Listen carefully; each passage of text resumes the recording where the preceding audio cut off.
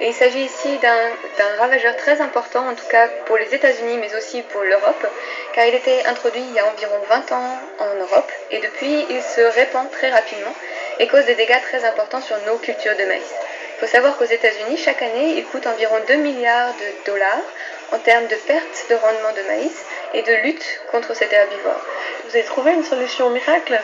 Alors miracle pas, enfin selon moi pas, mais une solution qui est somme toute intéressante, avec des vers microscopiques qui sont attirés par des racines endommagées et qui viennent tuer l'insecte en quelques jours.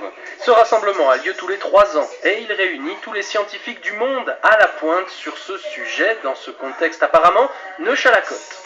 Plusieurs laboratoires au sein de l'université de Neuchâtel en faculté des sciences qui s'occupent de ces problématiques, typiquement pollinisation de certains arbres fruitiers par des abeilles ou bien défense de certaines cultures, même de grande échelle, par des prédateurs naturels, de ravageurs, de papillons, etc. etc. Donc Neuchâtel a vraiment une longue histoire dans, cette problématique et ce domaine de recherche en particulier. Si l'on oublie les termes barbares, les problématiques abordées lors de ce congrès peuvent toucher monsieur et madame tout le monde, aux États-Unis comme dans l'arc jurassien. On parle toujours de ces colonies d'abeilles qui ont de la peine à survivre. Le frelon est un problème.